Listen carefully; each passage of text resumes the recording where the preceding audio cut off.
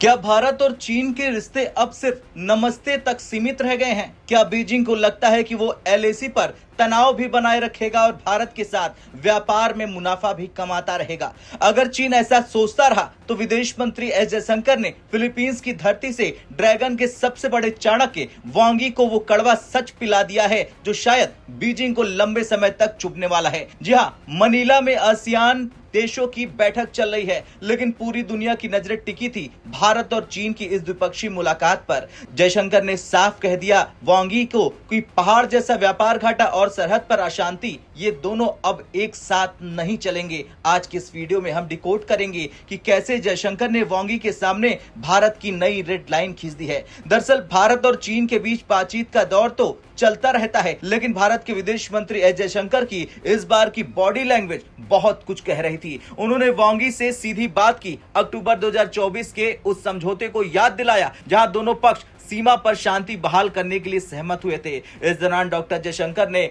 जोर दिया कि जो लक्ष्य हमने तय किए थे उन्हें पूरा करने के लिए सिर्फ कागजी बातें नहीं बल्कि जमीन पर कंटिन्यूअस फोकस की जरूरत है। भारत का रुख स्पष्ट है कि जब तक एलएसी पर शांति और स्थिरता नहीं होगी तब तक रिश्तों को सामान्य कहना एक ढोंग होगा। उन्होंने कहा कि भारत और चीन पड़ोसी हैं, बड़े देश हैं और दोनों के अपने हित है। कूटनीति का काम मतभेदों को विवाद में बदलने से रोकना है, लेकिन ये वन वे ट्रैफिक नहीं हो सकता है। वैसे इस मुलाकात की सबसे बड़ी हाईलाइट रही आर्थिक सर्जिकल स्ट्राइक। भारत और चीन के बीच व्यापार घाटा यानी ट्रेड डेफिसिट अब 112.16 अरब डॉलर के पार पहुंच गया है। यह आंकड़ा सिर्फ एक नंबर नहीं बल्कि भारत की अर्थव्यवस्था के लिए एक कड़ी चेतावनी है। अब व्यापार घाटे के पहाड़ की बात करें तो उसमें सबसे पहला पॉइंट आता है चीनी बाधाएं। जयशंकर ने वांग यी के सामने मुद्दा उठाया कि चीनी बाजार में भारतीय सामानों को प्रवेश क्यों नहीं मिलता है, आखिर क्यों भारतीय कंपनियों के लिए वहां की दीवारें इतनी ऊंची है। दूसरा पॉइंट जयशंकर साहब ने रखा सप्लाई चेन की दादागिरी।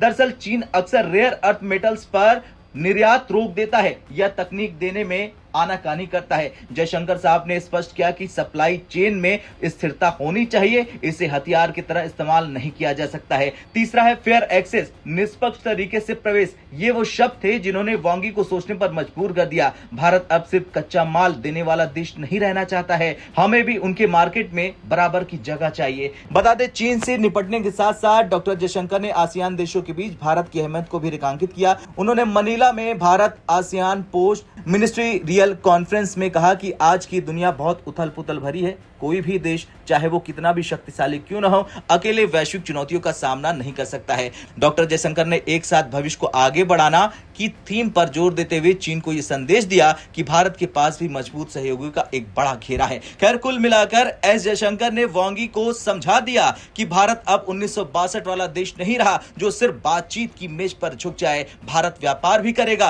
और सरहद की रक्षा भी करेगा, लेकिन चीन को अपनी विस्तारवादी और आर्थिक दादागिरी वाली सोच बदलनी होगी। 112 अरब डॉलर का घाटा और एलएसी पर चीन की चालबाजी, भारत अब इसे और बर्दाश्त नहीं करेगा। क्या आपको लगता है कि भारत को चीन के साथ व्यापार पूरी तरह से कम कर देना चाहिए जब तक कि सीमा विवाद सुलझ न जाए, या फिर कूटनीति ही एकमात्र रास्ता है? हाँ या ना में कमेंट कर अपनी राय जरूर दें। जय हिंद।